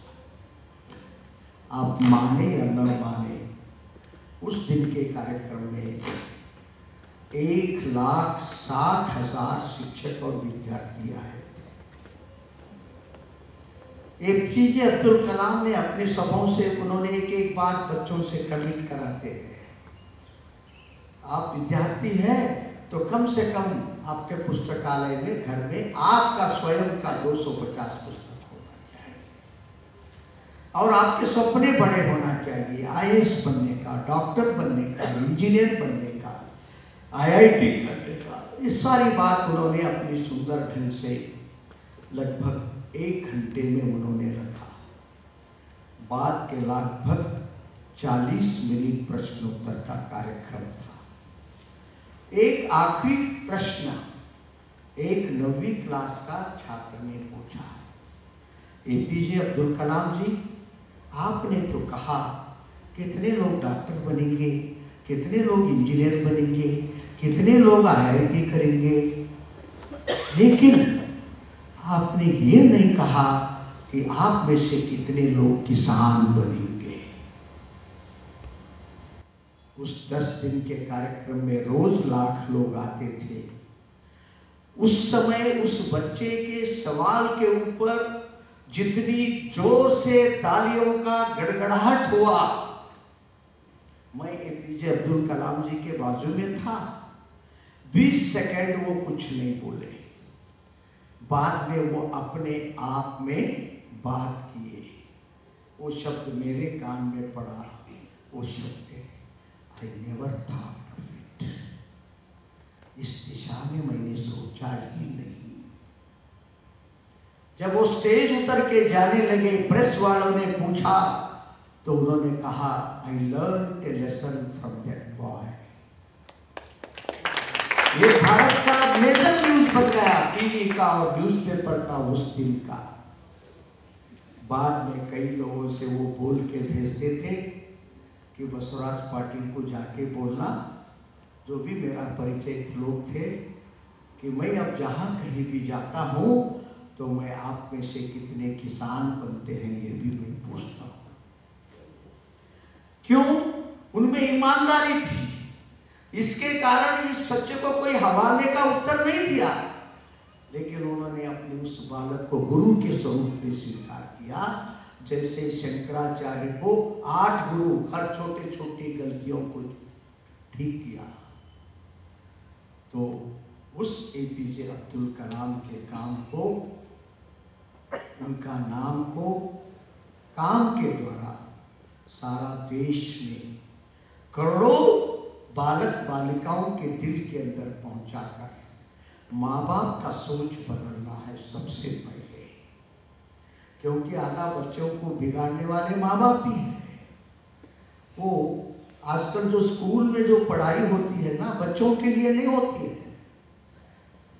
माँ बाप की कुछ अपेक्षाएं हैं, वो अपेक्षाएं मैनेजमेंट को बोलते हैं, और माँ बाप की अपेक्षाएं पूरा करने के लिए मैनेजमेंट टीचर को बोलते हैं। हमारा स्कूल का रिजल्ट अच्छा आना, नहीं है तो अगले साल हमारे पास एडमिशन ही नहीं होगा। इस प्रकार का एक झंझट में पड़कर आज कितना बड़ा अंधकार हमारे जवानों के सामने, जिसमें क्षण भर के लिए शिवानंद आश्रम जाने से पहले स्वयं APJ अब्दुल कलाम भी फंसे हुए थे। 8 लोगों की नियुक्ति हुई, इनका नंबर 9 हुआ था। उनको भी लगा कि मैंने कंपटीशन से दूर हो गया, निराशा थी, लेकिन शिवानंद आश्रम के पूज्य गुरु ने उन्हें विशाल आकाश को दिखाया। जैसे स्वामी जी ने पंछी की बात कही, सब बेहोश पड़ गए, जब पानी मारे तो आकाश में उड़ गए। अभी मैं 1 साल पहले दिल्ली के अंदर IAS विद्यार्थियों से बात किया लगभग 1600 विद्यार्थी सामने बैठे थे। मैंने पूछा what is your aim of life, आपका जीवन का लक्ष्य क्या है? वो तो सारे देश से IAS पढ़ने ही आए थे। सबने हाथ उठाया IAS। फिर मैंने कहा सच सच बताओ आप IAS बनेंगे? फिर सबने हाथ उठाया हाँ IAS का। फिर मैंने उनसे कहा अब मैं सच्ची बात बताऊंगा, आप लोग पत्थर लेके मुझे नहीं मारेंगे। 2 बार कमिट कराया। फिर मैंने कहा बहुत हुए तो आप में से 1600 लोगों में 5 लोग IAS बनेंगे। अब बताओ जवानों को गुस्सा आएगा कि नहीं आएगा? ये कैसा शनि महाराज आ गया, हम तो पढ़ने के लिए आए, ये अभी फेल हो जाते बोल रहे हैं। ये मुझे मालूम था उनके मन में निराशा होता है। फिर मैंने उनसे कहा ऐसे ही सवाल जैसे स्वामी चिड़िया जी का बात बताए तो मुझे भी याद आया। उनसे पूछा आप बताओ आप आकाश की पंछी बनना चाहते हो या पिंजरे की पंछी बनना चाहते हो? तो सब युवाओं ने कहा कि हम आकाश की पंछी बनना चाहते हो।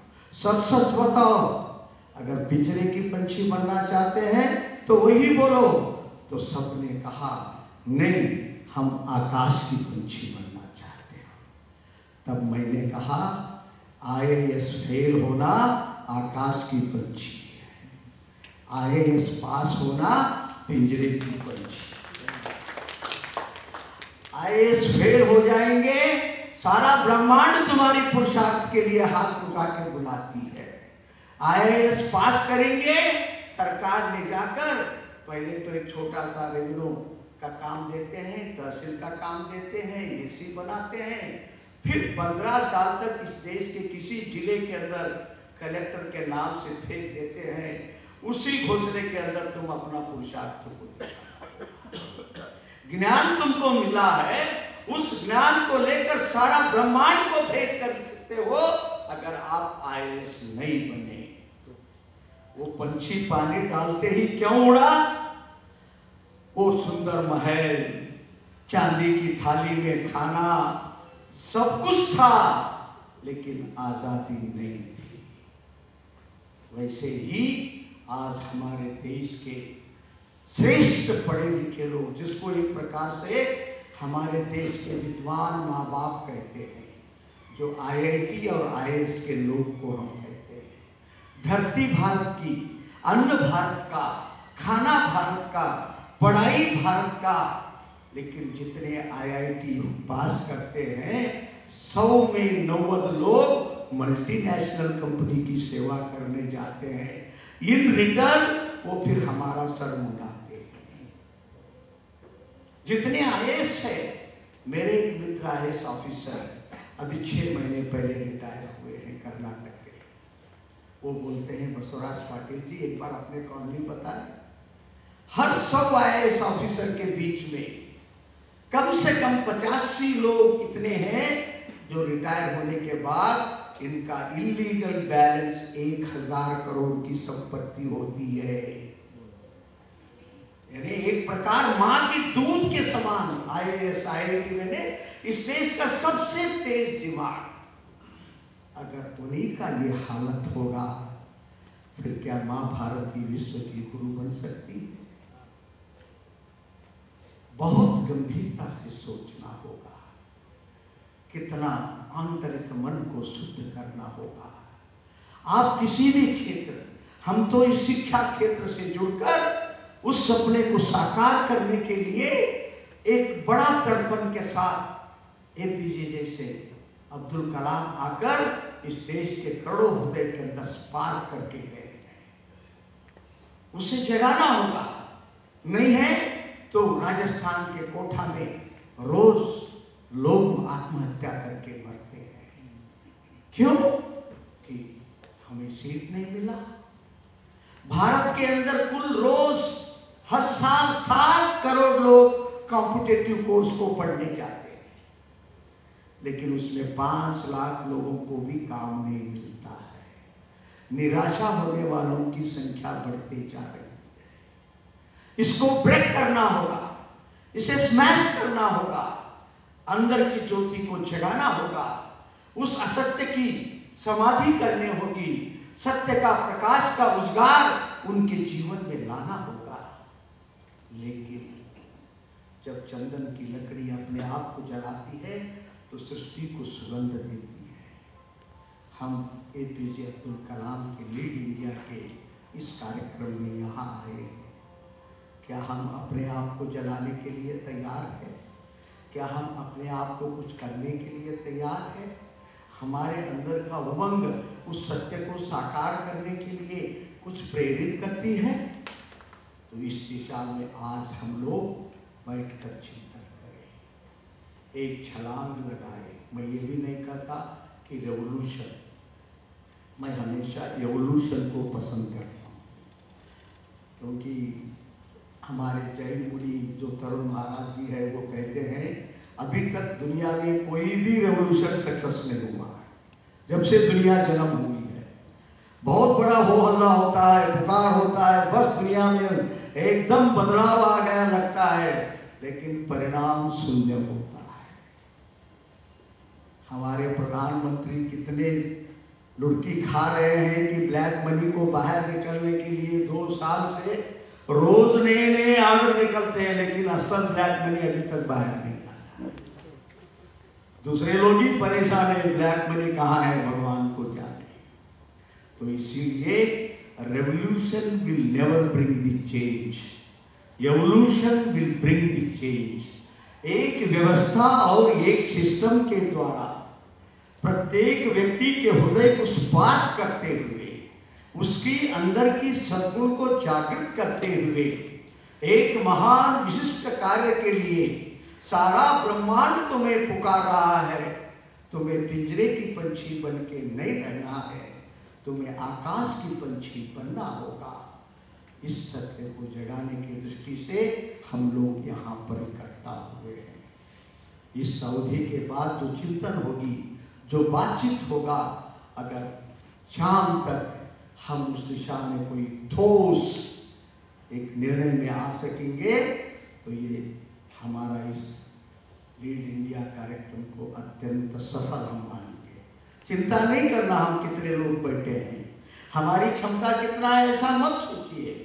बाकी सब चीज का माप सकते हैं। एक टेप लेकर मेरी लंबाई का माप हो सकती है, मेरी छाती का माप हो सकता है, लेकिन इंसान की अंदर की तड़पन को आज तक तोलने वाला, मापने वाला नहीं मिला है। शरीर का भी वजन देखा जा सकता है, लेकिन अंदर की ताकत जो है, जितना तड़पन जगेगा उतना ज्यादा काम कर सकेंगे। जितना मन में वेदना बढ़ेगी उतना उस दिशा में हम आगे बढ़ सकते हैं। इसके लिए हम सब लोगों को अगर एक्सेलेंसी आना है तो हमारी समझ के साथ आना चाहिए। समझ ये केवल इंफॉर्मेशन का कलेक्शन नहीं है। कलेक्शन का जब मंथन होता है तो उसमें से जो अमृत निकलता है उसको समझ कहते हैं। दुर्भाग्य से डिग्री, सर्टिफिकेट, नंबर को ही हमने ज्ञान समझ लिया है। वो ज्ञान नहीं है। एक अनपढ़ आदमी भी ज्ञानी होकर दुनिया को कुछ दे सकता है। हमारे कर्नाटक में एक संत महिला हुई है, वो गडेरिया जात की। वो एक मठ के अंदर रोज सवेरे झाड़ू मारती थी। कितना सुंदर झाड़ू मारती थी उस गांव के अंदर इन्हें। तो लोग मठ में जैसे सवेरे 5 से लेकर रात को 10-11 बजे तक पे आते थे तो इतना स्वच्छ और सुंदर लगता था कि सबके मन में पहला सवाल आता था, इस मठ को इतना स्वच्छ किसने रखा है। तो सबका नजर किधर जाता था?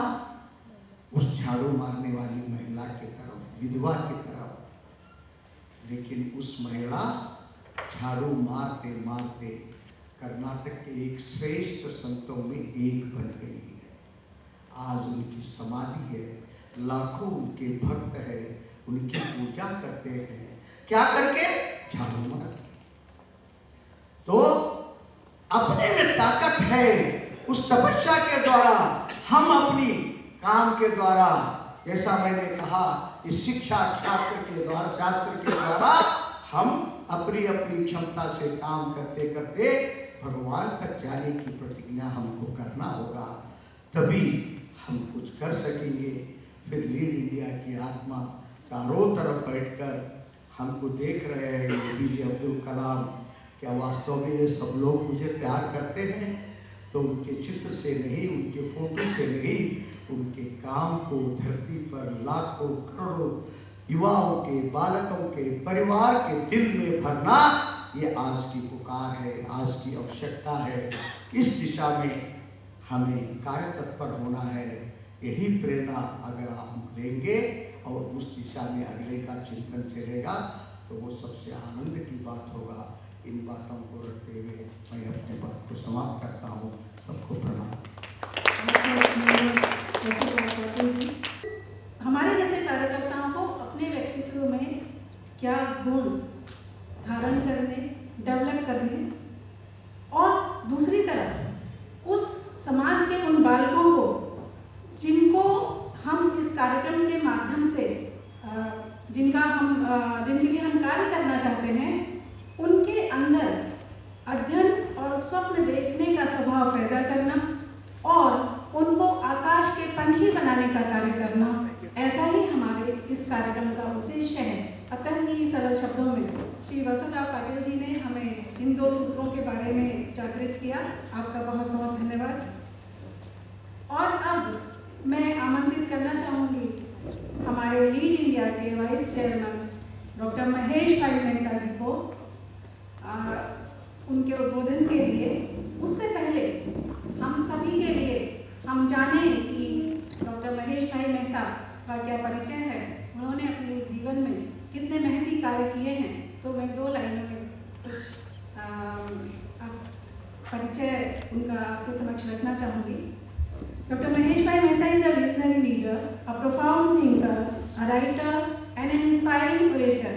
Currently, he is serving as chairman of Global Indians for Bharat Vikas, a worldwide movement of and by the diaspora for the development of India in the area of rural development with a focus on literacy and education. In an illustrious career of social service spanning 40 years, Dr. Mehta has served in various capacities in a multitude of non-governmental organizations covering a plethora of functional service areas. In addition to leading the GIDD team, Dr. Mehta is currently serving as the Vice Chairman of Lead India 2020, founded and organized by late President of India, Dr. APJ Abdul Kalam. He is one of the founders, Director and past President of Hindu University of America. Dr. Mehta is one of the founder trustees of the Arundhati Vashishta Anusandhanam Peeth, located in Prayag. He was appointed Director of AVAP in February 2009. Dr. Mehta is a membrane scientist by profession with over 30 years of experience in research and development of polymeric membranes and membrane products for industrial applications. He retired as Vice President of R&D at Coast Membrane Systems, Boston. Dr. Mehta holds Master's and PhD degrees in Physical Chemistry, a degree in Law, and has done postdoctoral research in Polymer Science and Technology. He has several technical publications in scientific and technical journals and patents. Please give a big hand to Dr. Mehta. मैं बड़े आश्चर्य के साथ इस programme के संपर्क में आया श्री मनीष मंजूर की कंपनी के कारण। जब मैंने अब्दुल कलाम जी का ये विजन और मिशन देखा, न्यू इंडिया प्रोजेक्ट, तो सबसे बड़ा आश्चर्य मुझे हुआ कि इतने सालों से मैं सतत काम में लगा हूँ समाज के, फिर भी मुझे ये काम अब्दुल कलाम जी ने चालू किया ऐसा पता नहीं था। यानी ये काम इतने गहराई से सोचा गया है, इसका कोई अंदाज मेरे पास नहीं था। मैं अपनी दुनिया में भारत के बाहर रह करके और अपने विचार बढ़ा रहा था। जब मैंने देखा कि जो विजन की मैं बात कर रहा हूँ वही विजन तो यह है, तो मुझे आश्चर्य हुआ कि इतना गैप क्यों रह गया, इतना परिचय हुआ ही नहीं मुझे। फिर भी कोई लॉस इसलिए नहीं फील हुआ कि इस प्रकार के काम में मैं लगा ही था, तो मुझे तो एक चढ़ते हुए कोई ट्रेन चल रही थी, मैं भी चढ़ बसा उसमें, और बाकी के टाइटल वाइटल तो सब लोगों ने बना दिए। ये 10-12 साल पहले भारत की 18 यूनिवर्सिटी में मेरी एक ट्रैवल हुई थी, एजुकेशनल ट्रैवल। मैं अमेरिका से आया था विजिटर के नाते, और ये 18 यूनिवर्सिटी थे जिसमें मैं शिमला, हिमाचल प्रदेश, पंजाब यूनिवर्सिटी, यानी जहाँ जहाँ भी पॉसिबल थे, IIT वगैरह सब जगह पे मेरे लेक्चर्स आयोजित हुए। और उसमें एक विषय था मेरा, वो विषय था can India become a leader of the world. तो यूनिवर्सिटी के विद्यार्थी ये सुन के आश्चर्य करते थे कि मैं अमेरिका से आया हूँ और मैं पूछता हूँ can India become a leader of the world, तो मेरा दिमाग खराब हो गया है, क्योंकि भारत की इतनी परिस्थिति होते हुए ये पूछना है आज से 12-15 साल पहले कि भारत दुनिया की लीडरशिप कर सकता है, तो बड़ा आश्चर्य लगता था स्टूडेंट्स को, स्टाफ को भी, क्योंकि वो पूरी मीटिंग रही थी स्टाफ स्टूडेंट्स की साथ में। तो उन्होंने मैंने बताया कि आप लोगों को ये पता है कि दुनिया में लीडरशिप की पोजीशन खाली है, ड्राइवर की सीट खाली है। तुम ड्राइवर बनना चाहते हो या पैसेंजर की सीट में बैठना चाहते हो, वो आप तय करो। तो ये यंग स्टूडेंट्स के लिए, क्योंकि सब यूनिवर्सिटी के स्टूडेंट थे, तो वो सोचते थे कि ये कैसी बात कर रहे हैं, अरे अमेरिका के साथ दुनिया के इतने देशों के साथ हम कॉम्पीट कर सकते थे, अब हमारा ठिकाना ही नहीं है। इस प्रकार की एक डिफीटिस्ट मेंटालिटी का दर्शन मैंने 10 साल पहले यूनिवर्सिटीज में आकर के किया था। और ये मेरा एक सौभाग्य रहा कि मैं भले 50 साल तक बाहर रहा देश के बाहर, लेकिन मैं मेंटली तो देश के बाहर कभी नहीं रहा। मेरी प्रति क्षण की कनेक्शन भारत के साथ बनी रही, इसलिए मेरी सब इमेजिनेशन केवल इसी में लगती थी कि भारत कैसे आगे बढ़े। तो ये जब ये प्रश्न मैंने सोचा कि कैसे स्टूडेंट्स के सामने रखा जाए, तो कुछ चैलेंजेस मैंने लोगों को बताई कि लीडरशिप लेने के लिए आपको चैलेंज देनी पड़ेगी, ऐसे लीडर नहीं हो जाते हैं कि आपको पसंद कर लिया हमने। तो क्या चैलेंजेस है आपके सामने? आप यूनिवर्सिटी के स्टूडेंट हैं, अब अभी यहाँ जो सेमिनार है वो एक दूसरे लेवल का, यानी 5वीं कक्षा से 10वीं कक्षा तक के जो विद्यार्थी हैं उनकी भूमिका कैसी होनी चाहिए, वो आज का विषय है। सो आपको थोड़ा इररिलेवेंट न लगे, इसलिए मैं बताना चाहता हूँ कि वो यूनिवर्सिटी स्टूडेंट को मैं जो पूछता था, तो मेरे मन में प्रश्न यह था कि ये यूनिवर्सिटी के स्टूडेंट यहाँ क्यों है, आगे क्यों नहीं, दूसरा क्यों नहीं सोचते हैं, क्योंकि उनकी बैकग्राउंड में स्कूल सिस्टम, एजुकेशन सिस्टम जो भारतीय है वो काम करती थी, वो मैं जानता था। तो विद्यार्थियों को मैंने कहा कि कुछ चैलेंजेस है, आप लेंगे? चैलेंज लेने के बाद ही लीडरशिप बनती है। तो पूछा क्या क्या चैलेंज? मैंने कहा एक सिंपल चैलेंज है, ग्लोबल पॉवर्टी। 6-7 बिलियन लोगों के बीच में आधा से ज्यादा लोग जमीन पर रहते हैं, आकाश के नीचे सोते हैं, खाना मिले तो खाते हैं, मर नहीं गए इसलिए जी रहे हैं। ऐसे आधा लोग है दुनिया में। ग्लोबल पॉवर्टी एक इश्यू है, चैलेंज ले सकते हैं, क्योंकि हमारा ट्रांजिशन ऐसे हो रहा है दुनिया में कि हर प्रश्न का ग्लोबल थॉट करना पड़ेगा हमें। पॉवर्टी भारत में कम नहीं है, तो लेकिन ग्लोबल पॉवर्टी का सोचना ये तो एकदम बियॉन्ड इमेजिनेशन है। लेकिन लीडरशिप दुनिया की करनी है तो ग्लोबल प्रश्न ही सोचना पड़ेगा। यानी मेरी एक्टिविटी लोकल रहेगी, भारत की ग्लोबल पॉवर्टी के लिए मुझे भारत में काम करना पड़ेगा, लेकिन ग्लोबल पॉवर्टी का भारत की पॉवर्टी का कोई भाग है, इसके कनेक्शन क्या है, इसका सॉल्यूशन क्या है, ये प्रश्न कैसे सोचेंगे।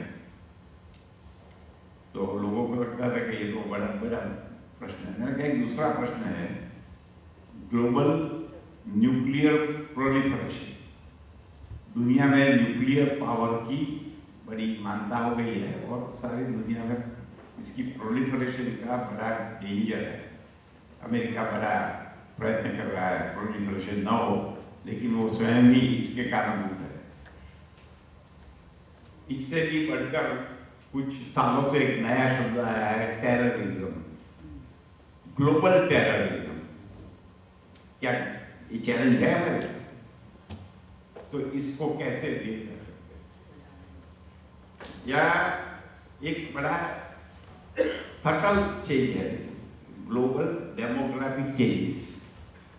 दुनिया में डेमोग्राफिक चेंजेस की बहुत बड़ी परिणाम होने वाला है, जो अभी चर्चा नहीं करूंगा मैं। लेकिन अब ये सब ग्लोबल सब्जेक्ट है जो, उसमें क्या भारत के युवा लीडरशिप दे सकेंगे? इसके पीछे फिर बहुत सारी बातें आती है, मैं इसको अभी चर्चा नहीं करना चाहूँगा। तो इन सभी चैलेंजेस को डील करने के बाद भी मैंने कहा कि पॉसिबल है कि India can be a leader of the world. तो विद्यार्थी कहता था कि कैसे? कारण यह है, मैं इसलिए मानता हूं, ये कोई इमेजिनेशन नहीं है। India has a young population of 75% people below the age of 35। अब इससे ज्यादा क्या ऐसे कर सकते हैं दुनिया में? इससे ज्यादा पावर कौन से होती है? इतनी यंग पावर कहाँ पर है?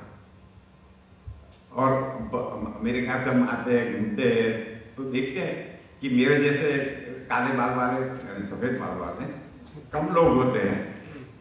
प्लेन में जाओ, कहीं भी जाओ, सब काले बाल वाले लोग हैं, यंग लोग हैं। India is young. पहले मेरे काले बाल थे, तब मुझे नहीं पता चलता था, लेकिन अब पता चल रहा है कि इंडिया इज यंग। 75% पॉपुलेशन जिनकी यंग है, भगवान ने इनको सब प्रकार से, और हर एक ब्रेन के पीछे बहुत पावर है। इतनी पावर कहाँ पर है? तो ये एक विषय आप सोचें। ब्रेन पावर सबसे बड़ा पावर है। जब हम लोग अमेरिका गए 50 साल पहले पढ़ने के लिए, तो एक बड़ा विषय चला था, ब्रेन ड्रेन हो रहा है, गटर में जा रहा है। क्योंकि जब देश छोड़ करके पढ़े लिखे लोग विदेश में जाके बसते थे, तो ब्रेन ड्रेन हो रहा था। अब आज उल्टा हो रहा है। मैंने कहा कि ड्रेन में ब्रेन न जाए, इससे अच्छा है कि ब्रेन ड्रेन हो। लेकिन सबसे ज्यादा अच्छा तो यह है कि वापस ड्रेन हो रहा है। लेकिन हमारा एक संकल्प है कि इस प्रोजेक्ट के माध्यम से, विजन 2020 के माध्यम से, हमारे जीते जी आगे 5 साल में हम ये देखना चाहते हैं कि भारत इस पोजीशन पर पहुंच सकता है। इस प्रकार की जो अंदर से चेतना जगनी चाहिए, ये चैलेंज के लिए आज हम इकट्ठे हुए हैं। यानी एक बाजू पर इतना पिक्चर है, अपॉर्चुनिटी है, चैलेंजेस भी है, और ईश्वर ने हमको मौका दिया है। ऐसे मौके पे हम खड़े हैं कि जहां पर transition is a great possibility. Transition की संभावना है। 50 साल पहले जब हम बात करते थे तो थोड़ी ऐसी कमजोरी फील करते थे कि बहुत पीछे है, बहुत पीछे है। अब हम बहुत पीछे नहीं है, लेकिन बहुत पीछे है। किस विषय में पीछे है? हम व्यक्तिगत चरित्र और राष्ट्रीय चरित्र को एक रूप से देखना नहीं सीखते। व्यक्तिगत जीवन में बहुत संध्या, पूजा, पाठ, दान तक करना, और राष्ट्रीय जीवन में लांच, रिश्वत, बदमाशी, जो कुछ करना है राष्ट्रीय जीवन में करना। इस प्रकार के जीवन के दो पहलू मैं व्यक्तिगत रूप से तो राम राम राम राम करता रहता हूँ, लेकिन सामाजिक रूप से, राष्ट्रीय रूप से तो मैं किसी की गलत मानने में पीछे नहीं हूँ। इस प्रकार की जो मनस्थिति है अब भारत में ये दिखाई दे रहा है, इसका मतलब नहीं कि भारत के सब लोग ऐसे हैं। 90% ऑफ भारत और इससे भी ज्यादा लोग बहुत ही अच्छे हैं। इनकी इस चेतना को जगाने का काम हमको कर रहे हैं। ये इनको फील हो कि मैं जो हूं क्या किसी है, मैं व्यक्तिगत चरित्र और राष्ट्रीय चरित्र दोनों चीजों को अलग अलग करके देखना चाहता हूं, एक रूप हो जाना चाहता हूं। मैं ईश्वर की बात करता हूं लेकिन मनुष्य का चिंतन मैं करता नहीं हूं। इस प्रकार की जो द्विधा के परिस्थिति में भारतीय समाज जा रहा है, और चैलेंज बहुत बड़ी है। सबसे बड़ी चैलेंज टेक्निकल है, जो माननीय बासवराज जी ने मेंशन किया, जो ऐसी ट्रांजिशन है, हम लोग एक स्विंग पे है। कभी लगता है कि अरे इस टेक्नोलॉजी का कैसे उपयोग किया जाए, और कभी आता है अरे ये टेक्नोलॉजी तो मानेगी, अब इस पर रास्ता क्या है। आपको सरप्राइज होगी कि अमेरिका में भी बड़े बड़े साइंटिस्ट इस विषय पर चर्चा कर रहे हैं। बड़े बड़े साइंटिस्ट मिलकर चर्चा कर रहे हैं कि इस टेक्नोलॉजी का परिणाम क्या होगा मानसिक अवस्था में, मनुष्य के उड्डान, मनुष्य की आध्यात्मिक उन्नति में कोई बाधा आएगी। इस प्रकार की चर्चा वो लोग भी कर रहे हैं। तो हमारे सामने बहुत सारी समस्याएं बाहर से भी आ रही है, एक केवल अंदर नहीं है।